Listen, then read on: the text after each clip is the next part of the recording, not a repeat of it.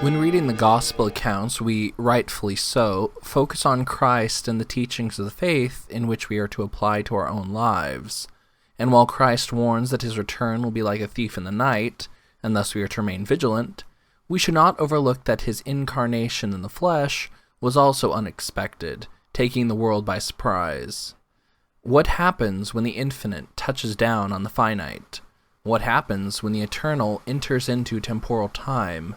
What happens when the heavenly king is born under an earthly one? While many historic political figures are referenced within the Gospel accounts, from Caesar Augustus, the governor Quirinius, the emperor Tiberius, and Pontius Pilate, prefect of Judea, no other political dynasty features more in the life of Christ and the apostles than that of the house of Herod. Since the birth of Christ and King Herod's massacre of the innocents, the beheading of John the Baptist, Christ's audience before Herod Antipas, and Herod Agrippa's vexation of the apostles after the resurrection, the Herodian dynasty consistently struggled against the emerging heavenly kingdom. But while church tradition records the lives of the apostles as they dispersed across the world, what happened to those of the house of Herod? When the king was born in Bethlehem, the Magi came from the east. Having been guided by the star on high, they brought him gifts. But in his exceeding wrath Herod mowed down the infants as wheat, lamenting that the rule of his kingdom had come to an end.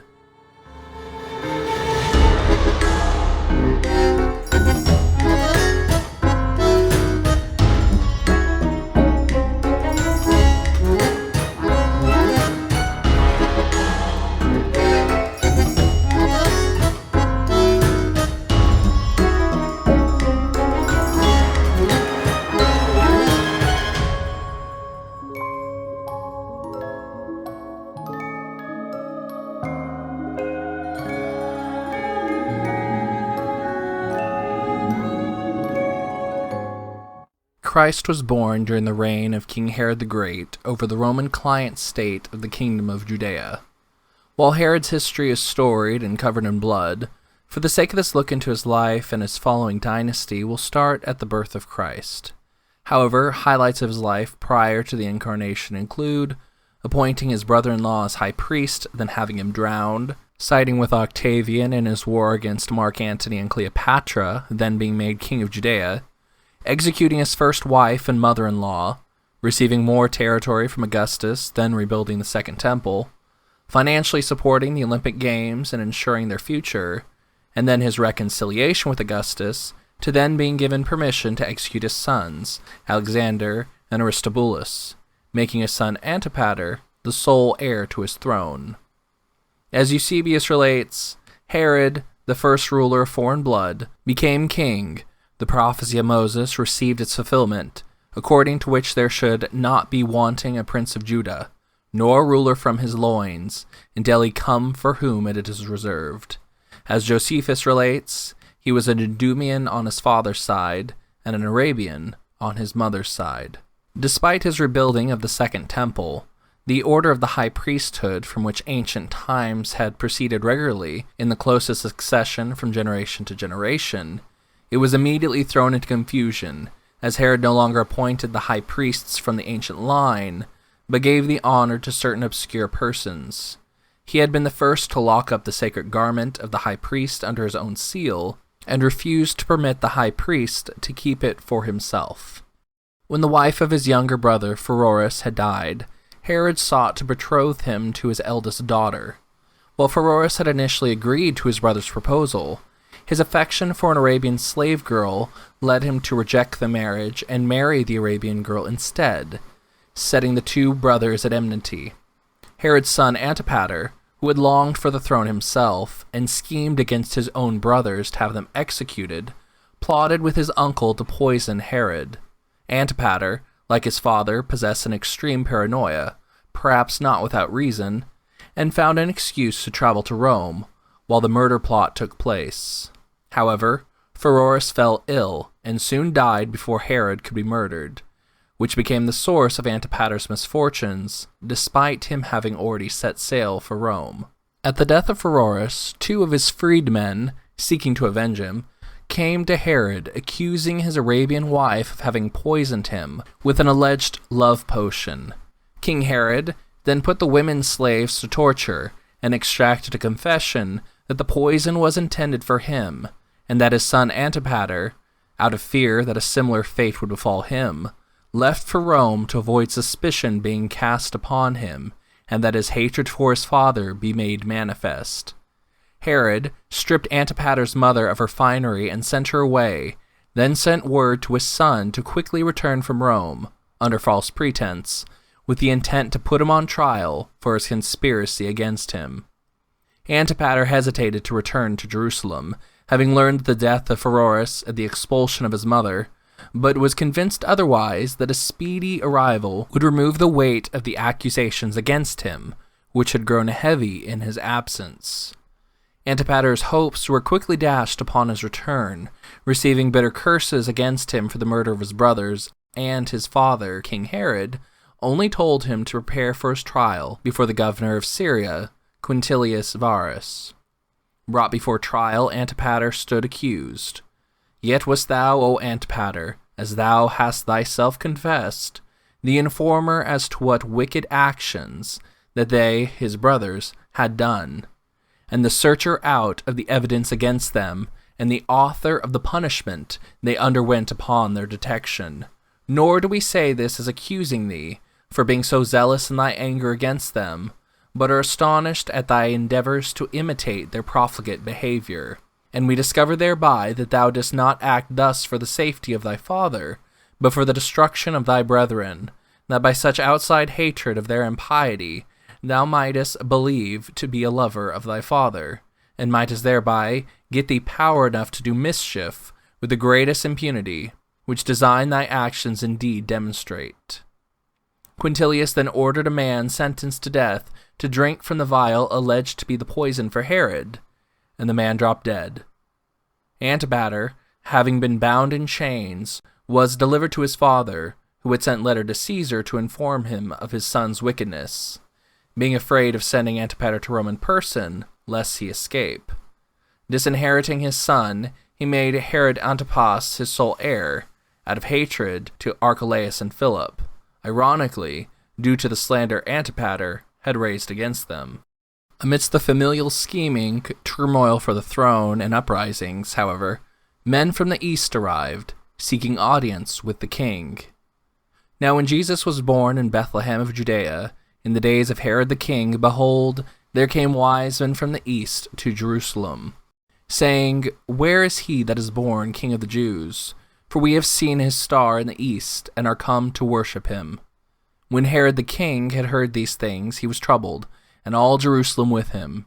And when he had gathered all the chief priests and scribes of the people together, he demanded of them where Christ should be born. And they said unto him, In Bethlehem of Judea, for thus it is written by the prophet, And thou, Bethlehem, in the land of Judah, art not the least among the princes of Judah? For out of thee shall come a governor, that shall rule my people Israel. And then Herod, when he had privily called the wise men, inquired of them diligently what time the star appeared. And he sent them to Bethlehem, and said, Go and search diligently for the young child, and when ye have found him, bring me word again, that I may come and worship him also. When they had heard the king, they departed, and lo, the star which they saw in the east went before them, till it came and stood over where the young child was. When they saw the star, they rejoiced with exceeding great joy.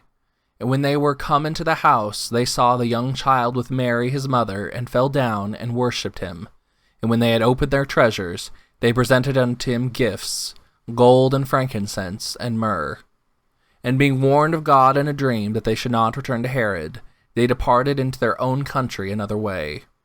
And when they were departed, behold, the angel of the Lord appeareth to Joseph in a dream, saying, Arise, and take the young child and his mother, and flee into Egypt, and be thou there until I bring thee word, for Herod will seek the young child to destroy him. When he arose, he took the young child and his mother by night, and departed into Egypt, and was there until the death of Herod, that it might be fulfilled which was spoken of the Lord by the prophet, saying, Out of Egypt I have called my son. Then Herod, when he saw that he was mocked of the wise men, was exceeding wroth, and sent forth and slew all the children that were in Bethlehem, and in all the coast thereof, from 2 years old and under, according to the time which he had diligently inquired of the wise men. Then was fulfilled that which was spoken by Jeremiah the prophet, saying, In Ramah there was a voice heard, lamentation and weeping and great mourning, Rachel weeping for her children, and would not be comforted, because they are no more. Herod's massacre of the innocents was an attempt to kill the Christ child, fearing that his reign was threatened by the prophesied king of Israel.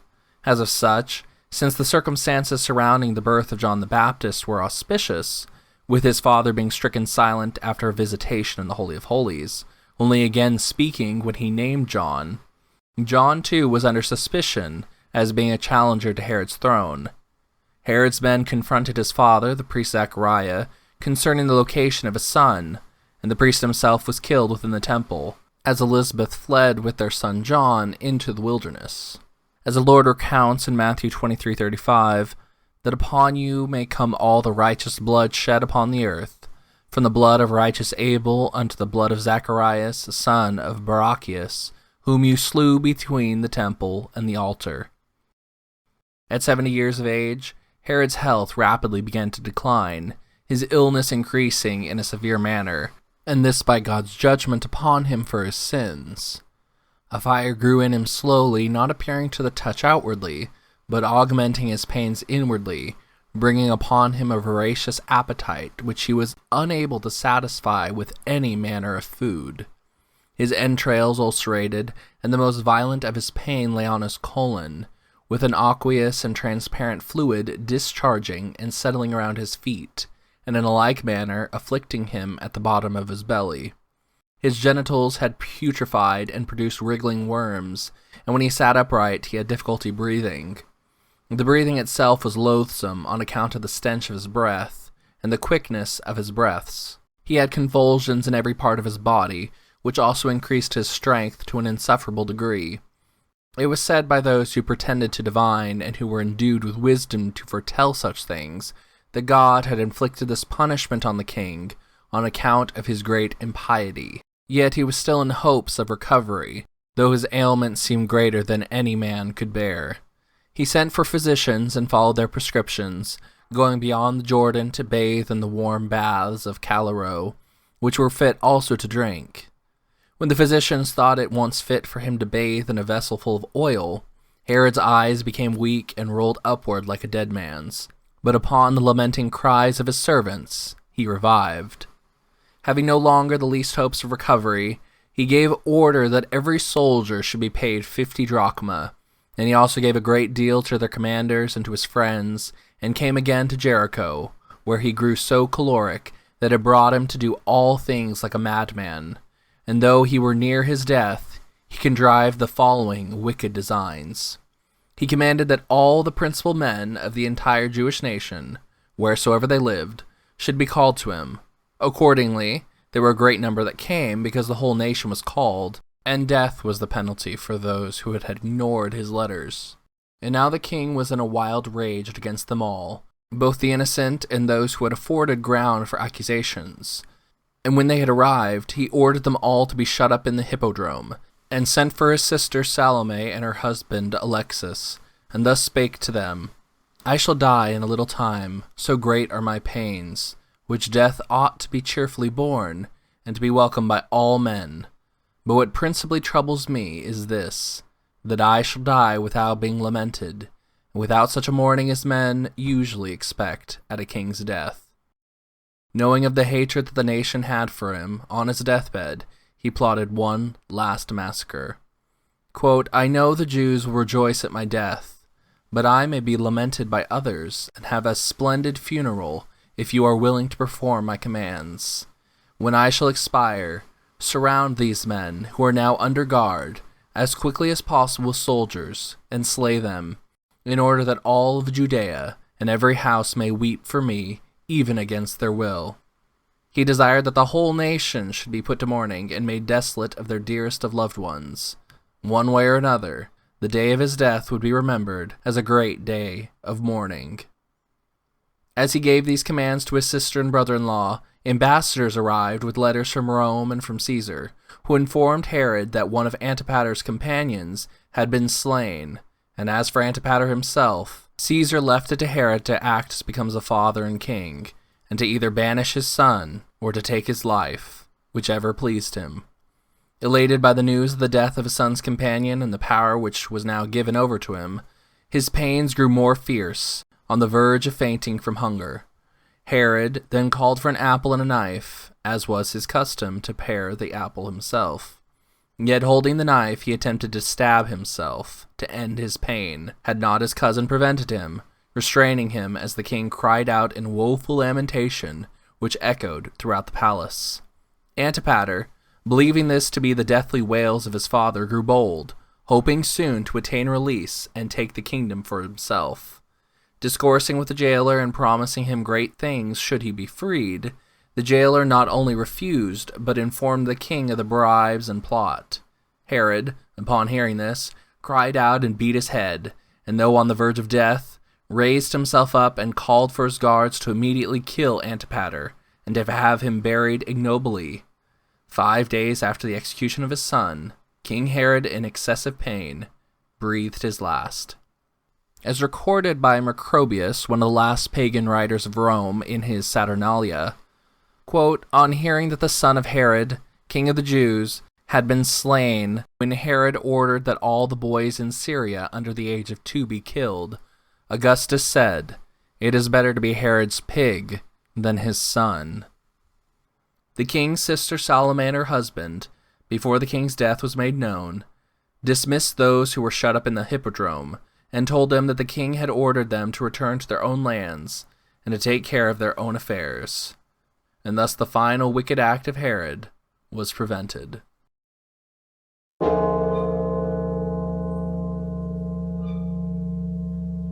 And while we'll move on to the heir of the kingdom of Herod, his son Herod Antipas, first we must make mention of one of his brothers. Herod II, also known as Herod Philip, was the eldest son of King Herod, after Antipater. After the execution of Herod's sons, Alexander and Aristobulus, the latter's daughter Herodias was left orphaned, and thus engaged to be married to her half-uncle. Antipater, however, had opposed this marriage, and Herod Philip was thus demoted in the line of succession. After the execution of Antipater, he seemed poised to resume his position as heir apparent, yet due to his mother's knowledge of the plot to poison the king, he was removed from the inheritance and lived in Rome with Herodias as private citizens, while Judea was divided among his half-brothers. Philip and Herodias would then go on to have a daughter by the name of Salome, and Herod Antipas was given a third of the kingdom, becoming Tetrarch of Galilee. Once, while Antipas was in Rome, he lodged with his brother and fell in love with Herodias, his niece and half-brother's wife. He ventured to speak with her about a marriage between them. An agreement was made for her to change habitation and come to him as soon as he should return from Rome, the condition being that, like Herodias, Antipas had to divorce his current spouse. At this time, Antipas was married to Phasaelus, the daughter of Aretas, king of Arabia, whom St. Paul mentions having to evade his governor Damascus by way of a basket being let down over the city walls. After Antipas had made this agreement, he sailed to Rome, and when he had finished his business there, he returned again, and his wife discovered the agreement he had made with Herodias, and having learned of it before he had notice of her knowledge of the scheme, she requested him to send her to Massacre, a place on the border of the dominion of Herod and Aretas, without informing him of her intentions.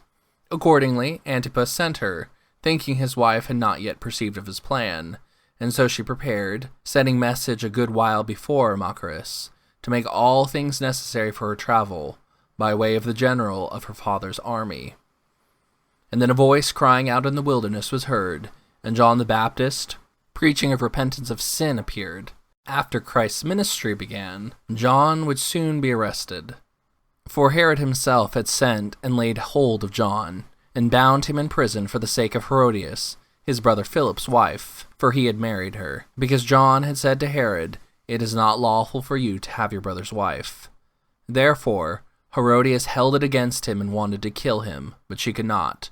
For Herod feared John, knowing that he was a just and holy man, and he protected him. And when he had heard him, he did many things and heard him gladly.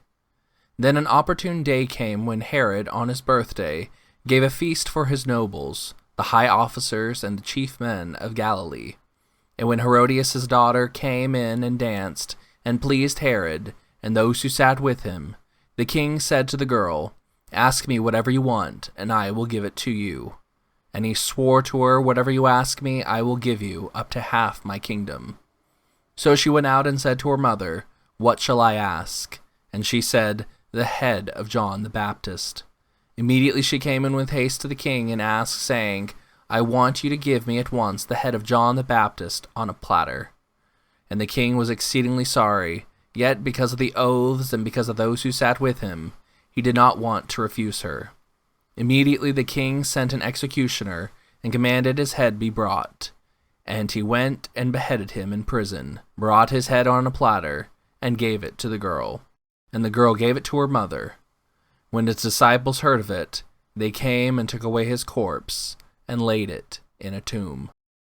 And while John's disciples were able to bury his body, Herodias, still frenzied from hatred of the prophet, repeatedly stabbed his tongue, before having his head buried in an unclean place.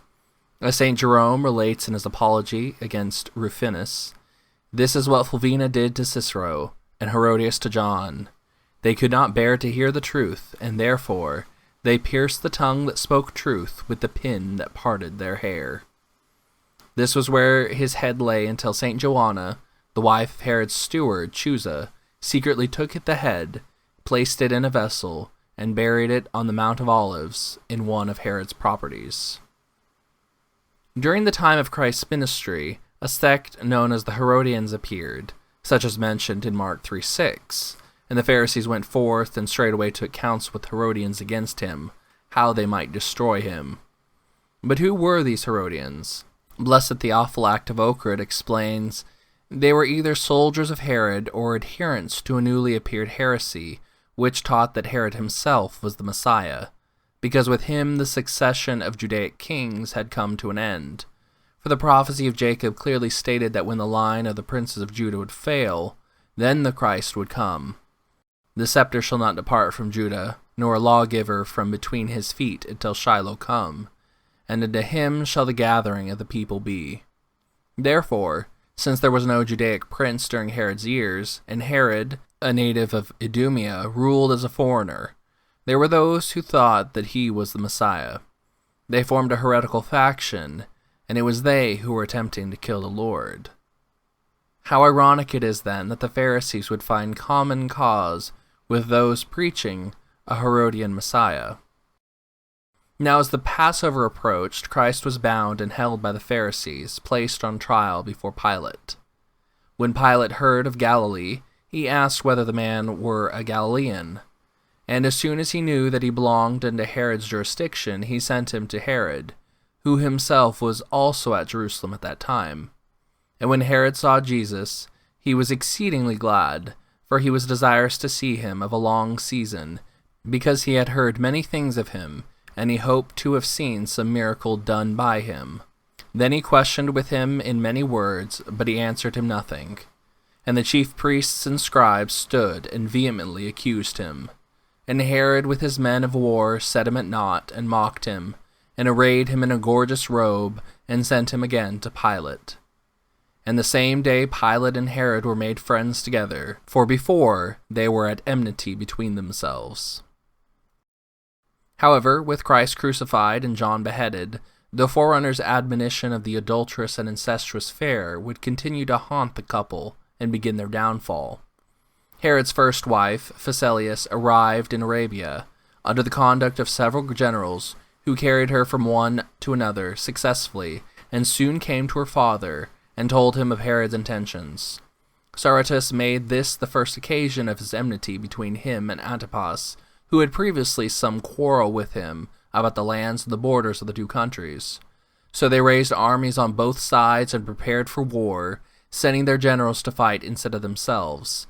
And when they had joined the battle, All of the army of Antipas was destroyed by the treachery of some fugitives, who, though they were of the tetrarchy of Philip, joined with Aretas's army. When Herod wrote of these affairs to Emperor Tiberius, he was enraged at the attempt made by Aretas, and wrote to Lucius Vitellius, the governor of Syria, to make war against him, and to either take him alive and bring back him in bonds, or to kill him and send him his head.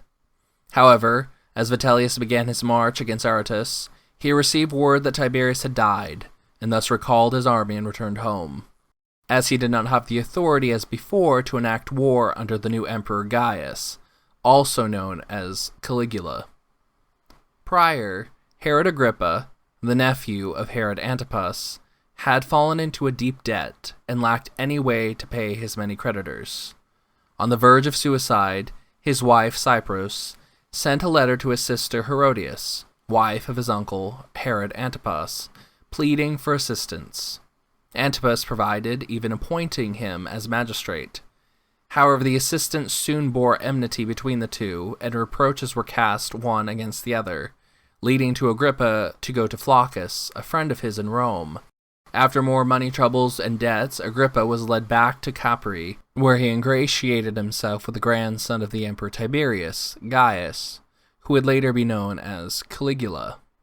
Showing dishonor to the then Emperor Tiberius, the emperor had Agrippa imprisoned until his death. Tiberius, however, obsessed with astrology and divination, despite having closer relations through his sons, appointed Gaius as his successor, leaving the Roman Empire into his hands. With Gaius as emperor, he ordered Agrippa to be removed from prison, and was granted the property he had formerly occupied. A few days after the funeral of Tiberius, Caligula sent for Agrippa, had him shaved, changed into a new raiment, placed a diadem on his head, and appointed him to be king of the tetrarchy of Philip, and was also given the tetrarchy of Lysanias, given a golden chain equal in weight to the iron chain he had worn in prison, and was granted the title of Friend of Caesar. Agrippa then returned to his homeland, arrayed in his new wealth, at the astonishment of everyone who knew of his former poverty. Herodias, wife of Antipas and sister of Agrippa, however, looked at her brother with envy, especially due to the fact that he had a greater dignity bestowed upon him than her husband. Seeing him marching with the ensigns of royal authority, she went to her husband, provoking him to sail to Rome and court honors equal to his, for she said that she could not bear to live any longer, while Agrippa, who was the son of Aristobulus, who was condemned to die by his father, and who had also come to her husband in extreme poverty and needed to be supplied with the necessities of life every day, had returned as a king despite fleeing from his creditors. Antipas, however, resisted her request for a time. He enjoyed his leisurely life, and he suspected trouble should come should he leave for Rome. She ever pressed the more that he become king, and eventually convinced him, and he prepared the trip for Rome, taking her with him. Agrippa, when he was made aware of their preparations and intentions, also prepared for himself to travel to Rome, leaving so soon after they had set sail, that while Antipas was still in meeting with Caligula, Agrippa himself arrived and delivered his letters. First saluting Antipas, the emperor then looked at the letters from Agrippa, written to accuse the Herod of having been in confederacy with Sejanus against Tiberius, and that he was now in league with the king of Parthia in opposition to his own government, and had armor sufficient for 70,000 men ready in the armory.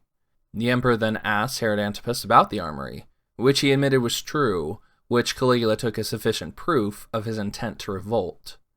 The emperor then took away from Herod Antipas the tetrarchy, and added it to Agrippa's kingdom. Herod Antipas was stripped of his money, and was awarded perpetual banishment, first to Lyons in Gaul, and then to Spain.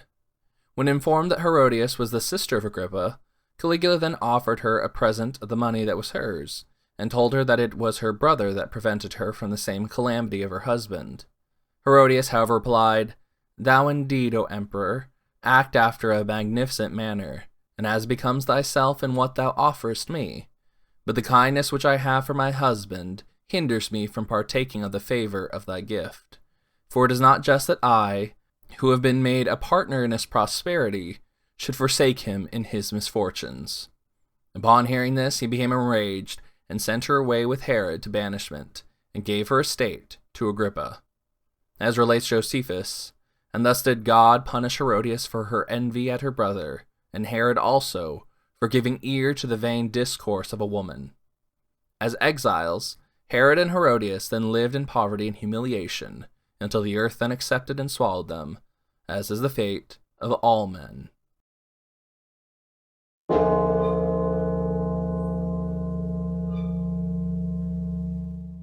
With Herod Antipas banished, the addition to Agrippa's territory created a new Jewish kingdom, however one without Judea at its center. Meanwhile, in Alexandria, a tumult arose among the Greeks and the Jews, with the ambassador accusing the Jews of neglecting to pay proper honors that belonged to Caesar, refusing to erect statues in his honor or swear by his name as befitting a god. Angered that he should be despised by the Jews alone, he sent Petronius to be successor to Vitellius and new governor of Syria, and gave order to make an invasion of Judea if they refused to willingly erect his statue in the temple. However, Petronius came to the Jews, who declared that they would rather die than see the dedication of the statue. With Agrippa still in the graces of Caesar, he prepared welcome for the emperor far beyond expense and hospitality. Caligula drank wine in plenty, putting him in a better disposition than usual, and risking the wrath of Caesar, Agrippa persuaded the emperor to cease from his erection of the statue. Philo of Alexandria, however, recounts that Caligula then issued a second order to erect the statue, which was only prevented as a result of his death. Not long after, Caligula was murdered while Agrippa was present in Rome, resulting in a debate in the Senate over a change of government or a declaration of the new princeps. When the Praetorian Guard had supported Claudius as the new emperor, the Senate demanded he be delivered for approval, which he refused partly by the boldness of the soldiers and partly by the persuasion of Agrippa, who had thrown his support behind him. When Claudius had ascended, he published an edict and confirmed the kingdom which Caligula had bestowed upon King Agrippa, and commended the king highly. Claudius also made addition to the kingdom of Agrippa, adding to it all the country in which Herod the Great, his grandfather, had possessed, namely Judea and Samaria. And this was restored to him as due his family, making him one of the most powerful kings of the East. With Caligula dead and at the behest of Agrippa, Claudius sent out an edict that the rights and privileges of the Jews in Alexandria, and to all the Jews in the empire, were able to keep their ancient rights and customs and not be hindered in doing so. With his grandfather's kingdom restored, Agrippa set out to repair and fortify the walls of Jerusalem at the expense of the public and began to build them wider in breadth and higher in altitude. Had not Marcus, the current governor of Syria, informed Claudius of which was occurring. Suspicious at the attempts for innovation, he sent to Agrippa to cease his building of the walls, which he had obliged, thinking it not proper to contradict the emperor. Now about that time, Herod the king stretched forth his hand to vex certain of the church. And he killed James, the brother of John, with the sword. And because he saw it pleased the Jews, he proceeded further to take Peter also. Then were the days of unleavened bread. And when he had apprehended him, he put him in prison, and delivered him to 4 quaternions of soldiers to keep him, intending after Passover to bring him forth to the people. Peter therefore was kept in prison, but prayer was made without ceasing of the church unto God for him. And when Herod would have brought him forth, the same night Peter was sleeping between 2 soldiers, bound with 2 chains, and the keepers before the door kept the prison. And behold, the angel of the Lord came upon him, and a light shined in the prison, and he smote Peter on the side, and raised him up, saying, Arise up quickly. And his chains fell off from his hands. And the angel said unto him, Gird thyself, and bind on thy sandals. And so he did. And he saith unto him, Cast thy garments about thee, and follow me. And he went out and followed him, and wist not that it was true which was done by the angel, but thought he saw a vision. When they were past the first and the second ward, they came unto the iron gate that leadeth unto the city, which opened to them of his own accord. And they went out and passed through one street, and forthwith the angel departed from him. And when Peter was come to himself, he said, Now I know of a surety, the Lord hath sent his angel, and hath delivered me out of the hand of Herod, and from all the expectation of the people of the Jews. And when he had considered the thing, he came to the house of Mary, the mother of John, whose surname was Mark, and where many were gathered together, praying. And as Peter knocked at the door of the gate, a damsel came to hearken, named Rhoda. And when she knew Peter's voice, She opened not the gate for gladness, but ran in and told how Peter stood before the gate. And they said unto her, Thou art mad. But she constantly affirmed that it was even so. Then they said, It is his angel. But Peter continued knocking, and when they had opened the door and saw him, they were astonished. But he, beckoning unto them with the hand to hold their peace, declared unto them how the Lord had brought him out of the prison. And he said, Go show these things unto James and to the brethren. And he departed, and went into another place. Now as soon as it was day, there was no small stir among the soldiers of what become of Peter. And when Herod had sought for him, and found him not, he examined the keepers, and commanded that they should be put to death. And he went down from Judea to Caesarea, and there abode. As related from the histories of Josephus and Eusebius, Herod had completed the 3rd year of his reign over all Judea when he came to Caesarea, which was formerly called Strabo's Tower, northwest of Jerusalem. In the time of Strabo, there was simply a small town at this point called Strabo's Tower. But about 10 BC, Herod the Great built the city of Caesarea, which soon became the principal Roman city of Palestine, and was noted for its magnificence. It became later the seat of an important Christian school, and played quite a part in Christian history. There he held games in honor of Caesar, learning that there was a festival observed in behalf of Caesar's safety. And at this festival was collected a great multitude of the highest and most honorable men in the province. And on the 2nd day of the games, he proceeded to the theater at the break of day, wearing a garment entirely of silver, and of wonderful texture. And there the silver, illuminated by the reflection of the sun's earliest rays, shone marvelously, gleaming so brightly as to produce a sort of fear and terror in those who gazed upon him. And immediately his flatterers, some from one place, others from another, raised up their voices in a way that was not for his good, calling him a god, and saying, Be merciful. If up to this time we have feared you as a man, henceforth we confess that you are superior to the nature of mortals. The king did not rebuke them, nor did he reject their impious flattery, but after a little while, looking up, he saw an owl sitting on a certain rope over his head, and this he quickly perceived would be the cause of evil, as it had once been the cause of good fortune. And he was immediately smitten with a heart-piercing pain. And straightway distress, beginning with the greatest violence, seized his bowels. And looking upon his friends, he said, I, your God, am now commanded to depart this life, and fate thus on this spot disproves the lying words which you have just uttered concerning me. He who has been called immortal by you is now led away to die, but our destiny must be accepted as God has determined it. For we have passed our life by no means ingloriously, but in that splendor which is called happiness. And when he had said this, he labored with an increase of pain. He was accordingly carried in haste to the palace, while the report spread among all that the king was undoubtedly soon to die. But the multitude with their wives and children, sitting on sackcloth after the custom of their fathers, implored God in behalf of their king, and every place was filled with lamentation and tears, and the king, as he lay in a lofty chamber, saw all them lying prostrate on the ground, could not refrain from weeping himself. And as the scriptural witness of this account relates, And Herod was highly displeased with them of Tyre and Sidon, but they came with one accord to him, and, having made Blastus the king's chamberlain their friend, desired peace, because their country was nourished by the king's country. And upon a set day Herod, arrayed in royal apparel, sat upon his throne, and made an oration unto them. And the people gave a shout, saying, It is the voice of a god, and not of a man. And immediately the angel of the Lord smote him, because he gave not God the glory. He was eaten of worms, and gave up the ghost. After suffering continually for 5 days with pain in his bowels, thus did Agrippa depart from this life, leaving behind a son, also by the name of Agrippa, a youth in his 17th year of age, and 3 daughters.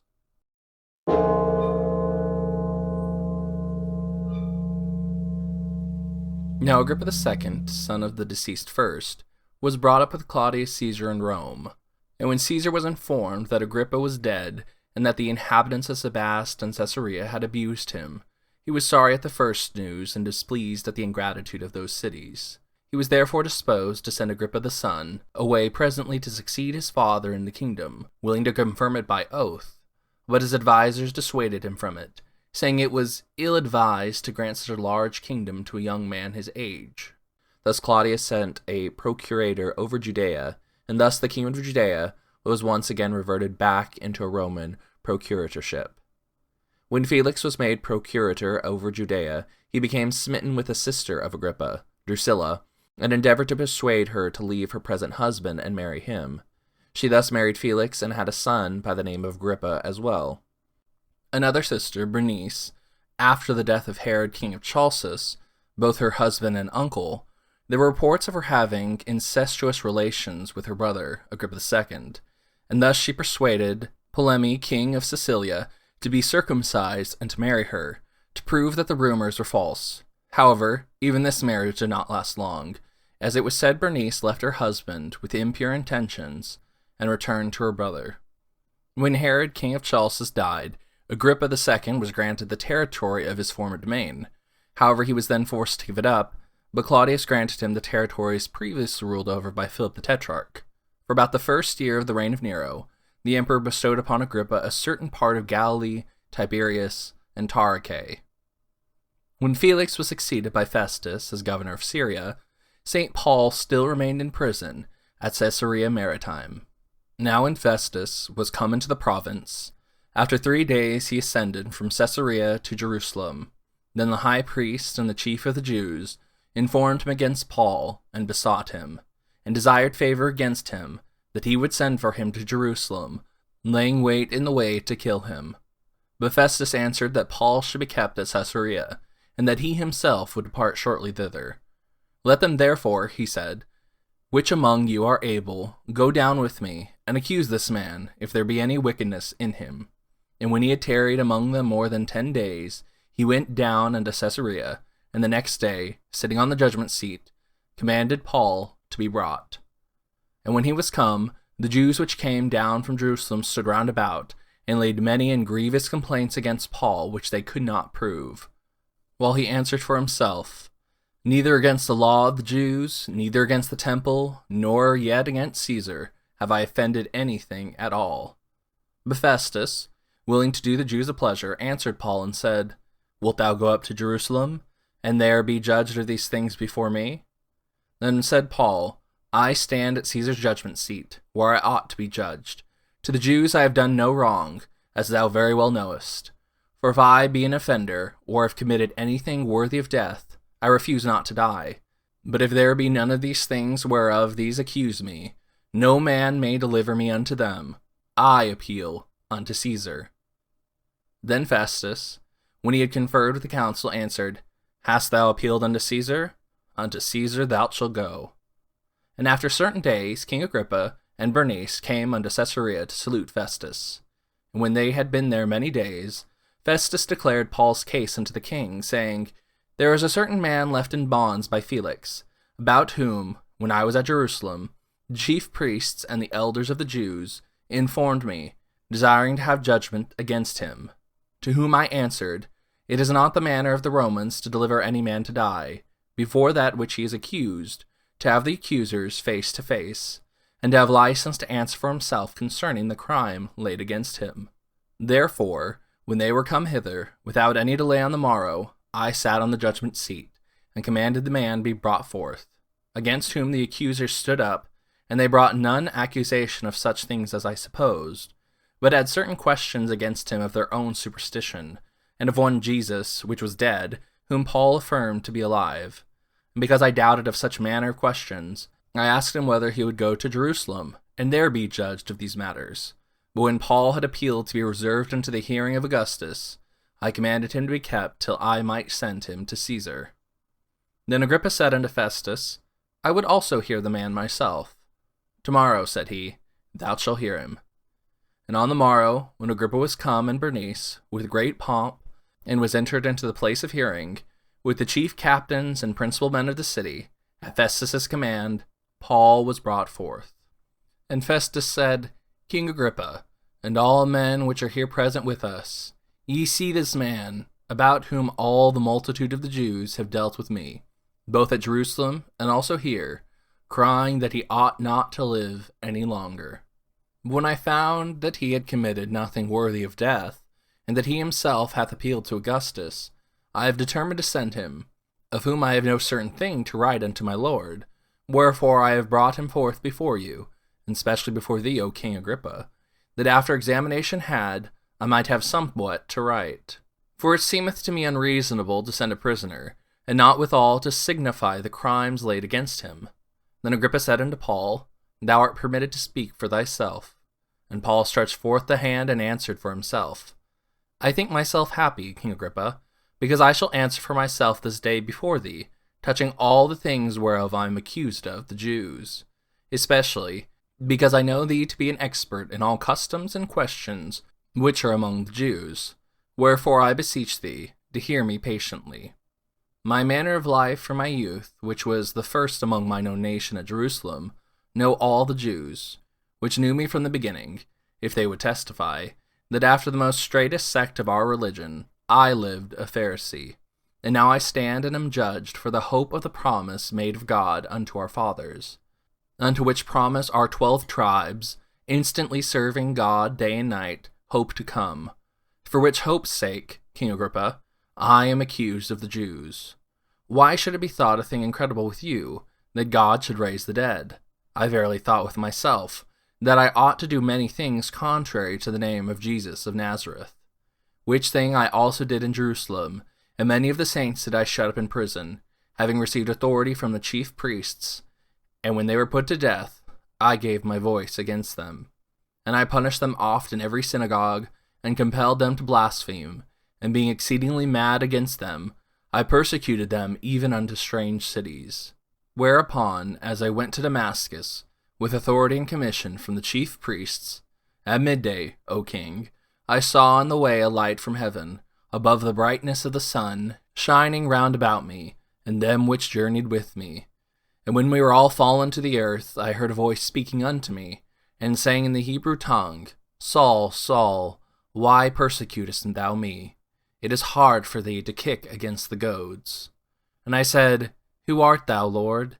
And he said, I am Jesus, whom thou persecute. But rise and stand upon thy feet, for I have appeared unto thee for this purpose, and to make thee a minister and a witness, both of these things which thou hast seen, and of those things in the which I will appear unto thee, delivering thee from the people, and from the Gentiles, unto whom now I send thee, to open their eyes, and to turn them from darkness to light, and from the power of Satan unto God, that they may receive forgiveness of their sins, and inheritance among them, which are sanctified by faith that is in me. Whereupon, O King Agrippa, I was not disobedient unto the heavenly vision, but showed first unto them of Damascus, and at Jerusalem, and throughout all the coasts of Judea, and then to the Gentiles, that they should repent and turn to God, and do works meet for repentance. For these causes the Jews caught me in the temple, and went about to kill me. Having therefore obtained help of God, I continue unto this day, witnessing both to small and great, saying none other things than those which the prophets and Moses did say should come, that Christ should suffer, and that he should be the first that should rise from the dead, and should show light unto the people and to the Gentiles. And as he thus spake for himself, Festus said with a loud voice, Paul, thou art beside thyself, much learning doth make thee mad. But he said, I am not mad, most noble Festus, but speak forth the words of truth and soberness. For the king knoweth of these things, before whom I also speak freely. For I am persuaded that none of these things are hidden from him, for this thing was not done in a corner. King Agrippa, believest thou the prophets? I know that thou believest. Then Agrippa said unto Paul, Thou almost persuadest me to be a Christian. And Paul said, I would to God that not only thou, but also all that hear me this day, were both almost and altogether such as I am, except these bonds. And when he had thus spoken, the king rose up, and the governor, and Bernice, and they that sat with them. And when they were gone aside, they talked between themselves, saying, This man doeth nothing worthy of death or of bonds. Then said Agrippa unto Festus, This man might have been set at liberty, if he had not appealed unto Caesar. After this time, Agrippa engaged in massive public work projects, seeking to beautify Jerusalem and other cities, such as Caesarea Philippi, building it larger than it was before, and naming it Neronlus in honor of the emperor. After which, when he had built a theater at Berytus with vast expense, he bestowed upon them shows to be exhibited every year, and spent 10,000 drachma, and also giving the people largesse of corn, distributing oil among them, and adorning the city with statues of his own donation, and with original images made by ancient hands, transferring almost all that was most ornamental in his own kingdom there. This made him more than ordinarily hated by his subjects, because he took those things belonging to them to adorn a foreign city. Public tempers arose even more with how frequent the king appointed and deposed new high priests, with no regard to Jewish customs. With tensions between the Romans and Jews escalating, Agrippa desperately attempted to prevent a war with Rome. However, he was unsuccessful in preventing the people from rebelling after the procurator plundered the temple treasury under the guise of imperial taxes, and riots in the city led to a slaughter of the Jews.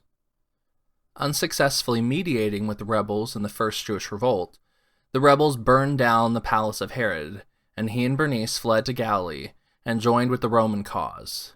Joining with General Vespasian and his son Titus, Agrippa contributed 2,000 men in support of the Roman general, while Bernice became the mistress of the young Titus. Assisting Titus in his campaign, Jerusalem was sacked in AD 70. After the Roman victory, both brother and sister returned with Titus to Rome. As reported by Cassius Dio in his Roman history, Bernice was at the very height of her power, and consequently, came to Rome along with her brother Agrippa. The latter was given the rank of praetor, while Bernice dwelt in the palace, cohabitating with Titus. She expected to marry him and was already behaving in every respect as if she were his wife. But when Titus perceived that the Romans were displeased with the situation, he sent her away. For in addition to all the talk that there was, certain sophists of the Cynic school managed to somehow slip into the city at this time too. At first, Diogenes, entering the theater when it was full, denounced the pair in a long, abusive speech, for which he was flogged. And after Diogenes, there was Harris, expecting no harsher punishment, gave vent to many senseless yelpings in true Cynic fashion, and for this ranting, he was beheaded. Bernice was then put away by Titus and returned to her brother, and allegations of their incestuous affair continued. Herod Agrippa II would then die, childless, at the age of 70, as the last prince of the house of Herod. Josephus remarks in his Histories of the Jews, "I have now a mind to describe Herod and his family, how it fared with them, partly because it is suitable to this history to speak of that matter, and partly because this thing is a demonstration of the interposition of Providence, how a multitude of children is of no advantage, no more than any other strength that mankind set their hearts upon, besides those acts of piety which are done towards God. For it happened that, within the revolution of 100 years, the posterity of Herod, which were a great many in number, were, excepting a few, utterly destroyed." To make another note, it should be seen providentially, and not at all by coincidence, that King Herod the Great's kingdom manifested around the time of the birth of Christ, and the last prince of the Herodian dynasty died approximately the same time as John, the last of the apostles, forever closing the book on the house of Herod.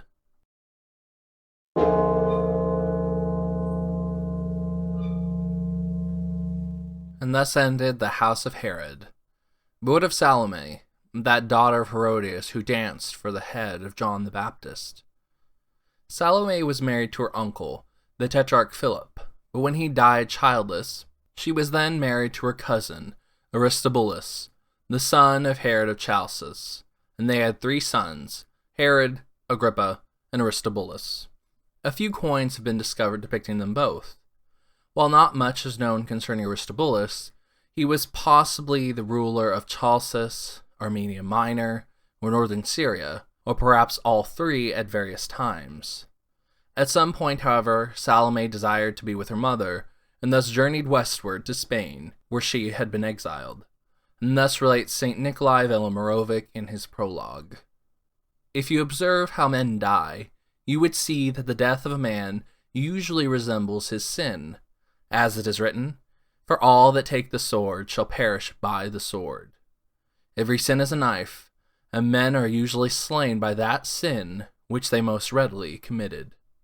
An example of this is given us by Salome, the foul daughter of Herodias, who asked for and received from Herod the head of John the Baptist on a platter. Living in Spain in the town of Lerida, modern Laredo, with the exiled Herod and Herodias, Salome set out one day across the frozen river Sicris, as known by the Romans, and to us the river Segre. The ice broke underneath her, and straightway she sank down up to her neck. Icebergs squeezed around her neck, and she wriggled, dancing with her feet in the water, as she had once danced at the court of Herod. The girl was unable to either raise herself up, or to drown beneath the ice and water, until her wicked neck was glazed by a sharp piece of ice, and at length severed her head from her body by the sharp edges, not of iron, but of the frozen water. And thus in that very ice she displayed the dance of death, and furnished a spectacle to all who beheld it, which brought to mind what she had done. The water carried her body away, and her head was brought to Herodias on a platter, as was the head of John the Baptist at one time. Behold how terrible a death resembles the sin committed. The glorious beheading of the forerunner became an act of divine dispensation, for he preached to those in hell the coming of the Savior. Let Herodias lament, for she entreated lawless murder, loving not the law of God, nor eternal life, but that which is false and temporal.